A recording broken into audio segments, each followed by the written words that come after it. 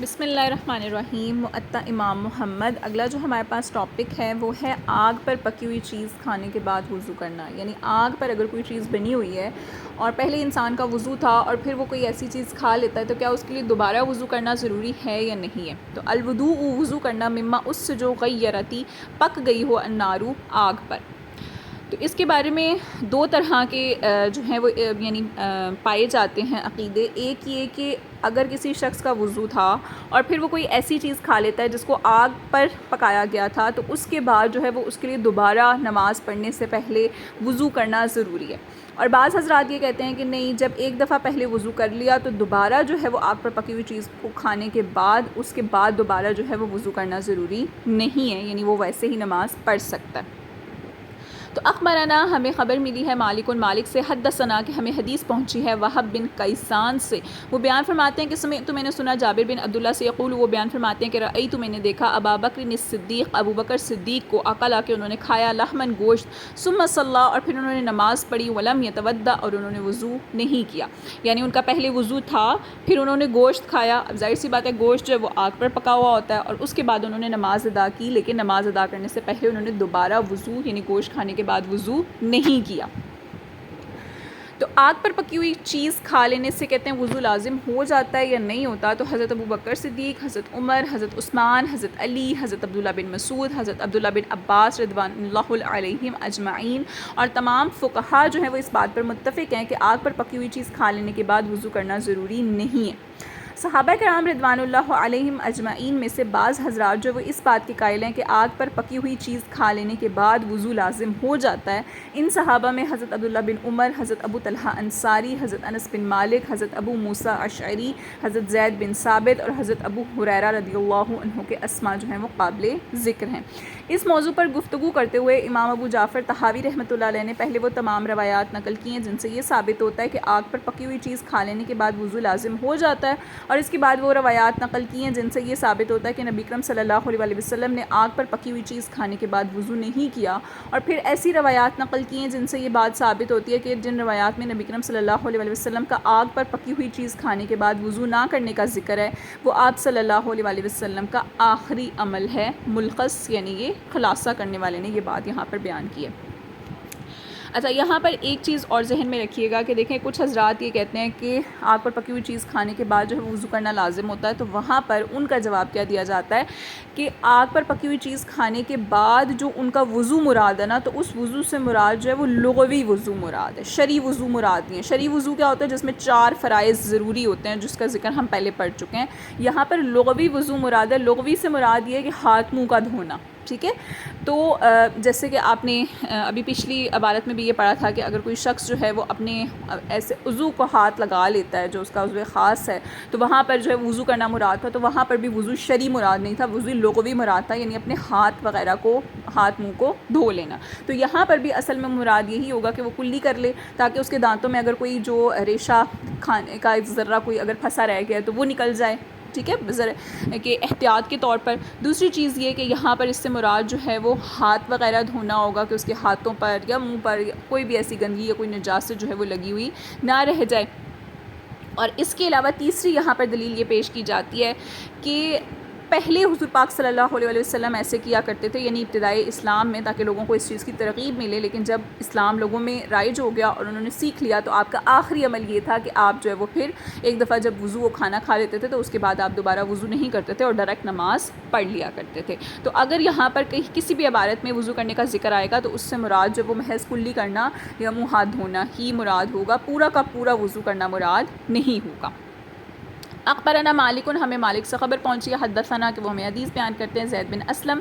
سے، اور وہ عطا بن یسار سے روایت کرتے ہیں، اور وہ ابن عباس سے روایت کرتے ہیں کہ بے شک رسول پاک صلی اللہ علیہ وسلم نے اکلا کھایا جنبا شاتن، بکری کی جنب کا گوشت، یعنی بکری کا جو گوشت ہے، یعنی ایک سائیڈ کا جو گوشت ہے وہ آپ نے تناول فرمایا، ثم صلی، پھر آپ نے نماز پڑھی، ولم یتودع اور آپ نے وضو نہیں کیا۔ اخبرنا مالک، ہمیں مالک سے خبر پہنچی، اخبرنا محمد بن منقدر کہ وہ محمد بن منقدر سے ہمیں خبر پہنچی ہے، وہ محمد بن ابراہیم تیمیچی سے روایت کرتے ہیں، اور وہ ربیہ سے روایت کرتے ہیں، اور وہ عبداللہ سے روایت کرتے ہیں انہ تعشى کہ انہوں نے رات کا کھانا کھایا مع عمر بن الخطاب، عمر بن خطاب رضی اللہ عنہ کے ساتھ، ثم صلی، پھر انہوں نے نماز پڑھی، ولم یتودع اور انہوں نے وضو نہیں نہیں کیا، یعنی رات کا کھانا کھانے کے بعد دوبارہ وضو نہیں کیا، ڈائریکٹ نماز پڑھ لی۔ اخبرنا مالک، ہمیں مالک سے خبر پہنچی، اخبرانی کہ مجھے انہوں نے خبر دی ہے دمرہ بن سعید مازنیشی نے، اور وہ ابان بن عثمان سے روایت کرتے ہیں کہ انا عثمان بن عفان، کہ بے شک عثمان بن عفان نے اکلا کھایا لحمن گوشت و خبزن اور روٹی،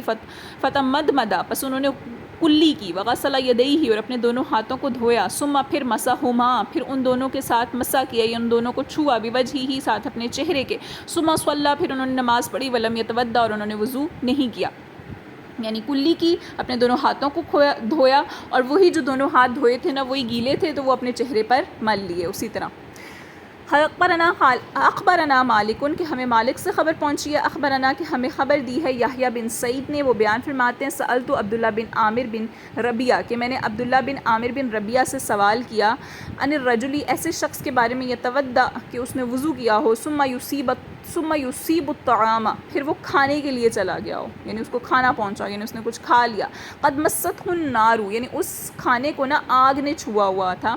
یتودع منہ کیا وہ اس سے وضو کرے گا، یعنی دوبارہ کیا وضو کرے گا، قال انہوں نے کہا قد رأیت میں نے دیکھا ہے ابھی اپنے باپ کو، یفعلوا ذلک وہ ایسا کرتے تھے، یعنی کیسا کرتے تھے کہ پہلے وضو کر لیتے تھے اور اس کے بعد ایسا کھانا کھا لیتے تھے جو آگ پہ پکا ہوتا تھا، ثم پھر لم یتودع وہ وضو نہیں کیا کرتے تھے، یعنی دوبارہ سے۔ اخبرنا مالک ہمیں مالک سے خبر پہنچی، اخبرنا یحییٰ بن سعید کہ ہمیں جو ہے وہ یحییٰ بن سعید نے خبر دی ہے ان بشیر بن یسار کہ وہ بشیر بن یسار سے روایت کرتے ہیں، مولا بنی حارثہ جو کہ بنو حارثہ کے آزاد کردہ غلام ہیں، ان سوید بن نعمان کہ سوید بن نعمان نے اخبرہ ان کو خبر دی انہو کہ بے شک وہ خرجہ نکلے مع رسول اللہ صلی اللہ علیہ وسلم حضور پاک صلی اللہ علیہ وسلم کے ساتھ، عام خیبرہ غزوہ خیبر کے سال، حتیٰ یہاں تک کہ اذا کانوا جب وہ تھے بالصحباء صحبہ کے مقام پر، اور یہ صحبہ کا مقام کہاں ہے کہتے ہیں وہی ادنا خیبرہ، اور وہ غزوہ خیبر یعنی وہ جو خیبر کی جگہ ہے نا وہ اس سے بہت زیادہ قریب ہے، صلی العصر تو انہوں نے عصر کی نماز پڑھی، ثم دعا رسول اللہ صلی اللہ علیہ وسلم پھر حضور پاک صلی اللہ علیہ وسلم نے منگوایا بالازواد زاد راہ یعنی کھانے کا سامان منگوایا، فلم یؤتا پس نہیں لایا گیا الا مگر یہ کہ بالسویقی صرف ستو آپ کے سامنے آیا، ستو جو ہے نا وہ اب بھون کے استعمال کیا جاتا ہے، کچا استعمال نہیں کرتے، ٹھیک ہے، تو جب وہ بھونا ہوا تھا ظاہر سی بات ہے آگ پہ پکا ہوا تھا، فامر بھی پس آپ نے اس کے بارے میں حکم دیا، فسری لہم پس اسے گھول دیا گیا بالماء پانی میں، یعنی پانی میں اس کو گھول دیا گیا، فاکل رسول اللہ صلی اللہ علیہ وسلم تو رسول پاک صلی اللہ علیہ وسلم نے اسے کھا لیا، واکلنا اور ہم نے بھی کھا لیا، ثم قام پھر آپ کھڑے ہوئے الی المغربی مغرب کی نماز کے لیے، فمدمدا پس آپ نے کلی کی، ومدمدنا اور ہم نے بھی کلی کی، ثم صلی پھر ہم نے نماز پڑھی، ولم یتودع اور ہم نے وضو نہیں کیا۔ قال محمد بیان فرماتے کہ وبہذا اور اسی بنیاد پر ناخذو ہم لیتے ہیں لا وضوء کہ نہیں ہے وضو مما اس سے جو مسحت النار کہ اس کو آگ نے چھوا ہوا ہو، ولا اور نہ ہی اس چیز پر مما اس سے جو داخلہ وہ داخل ہو گئی ہو، یعنی جو چیز پیٹ میں داخل ہو گئی اور جس چیز کو آگ نے چھوا تھا اس کو کھانے کے بعد جو ہے وضو کرنا لازم نہیں ہوتا۔ انما الوضوء بے شک جو وضو ہے مما اس چیز سے ہوتا ہے خرجہ جو نکلے من الحدث حدث کے طور پر، یعنی حد سے اصغر یا حد سے اکبر جو ہے وہ اگر لاحق ہوگا تو ہی ان سے وضو لازم ہوگا، پیٹ میں کوئی چیز داخل ہو جانے سے جو ہے وہ دوبارہ وضو کرنا لازم نہیں ہوتا۔ فاما بس نہیں ما داخلہ جو داخل ہو من الطعامی کھانے سے، مما اس سے جو مسحت النار کہ اس کو آگ نے چھوا ہو، او لم تمسس ہو یا اس کو آگ نے نہ چھوا ہو، فلا وضوء علیہ پس اس پر فلا وضوء فیہ پس اس میں وضو نہیں ہے، وہو قول ابی حنیفہ اور یہ امام ابو حنیفہ رحمۃ اللہ علیہ کا بھی یہی قول ہے، یعنی وہ کہتے ہیں کہ اگر پہلے وضو تھا اور اس کے بعد جو وہ ایسا کھانا کھا لیا جائے کہ چاہے اس کو آگ پہ پکایا گیا تھا چاہے آگ پہ نہیں پکایا گیا تھا، دونوں طرح کا کچھ بھی کھا لے اور اس کے بعد جو ہے وہ اگر وضو کی طرف جانا دوبارہ جو ہے وہ نماز پڑھنا چاہتا ہے تو دوبارہ اس کے لیے وضو کرنا ضروری نہیں ہے۔ ہاں اگر کسی روایات میں وضو کا ذکر ہے تو یہاں پر آپ دیکھ سکتے ہیں کہ وہ شرعی وضو کا ذکر نہیں ہے، وہ لغوی وضو کا ذکر ہے، اور وہ لغوی وضو سے مراد کیا ہے، کلی کرنا، اپنے ہاتھوں کو دھونا، تو اصل میں جو ہے وہ اس سے مراد یہی چیز ہوگی۔ اور بعض روایات میں یہ آتا ہے کہ پہلے حضور پاک صلی اللہ علیہ وسلم جو وہ یہ عمل کیا کرتے تھے اور آخری جو ایام تھے ان میں آپ کا یہ عمل رہا ہے کہ آپ نے جو ہے وہ آگ پر پکی ہوئی چیز کھانے کے بعد وضو نہیں کیا۔ اور اس میں سب سے زیادہ افضلیت بھی اس چیز پہ آ جاتی ہے کہ جو خلیفہ ہیں، چاروں خلیفہ ہیں، وہ بھی اسی چیز کو لیتے ہیں کہ آگ پر پکی ہوئی چیز کو کھانے کے بعد جو وضو کرنا لازم نہیں ہوتا۔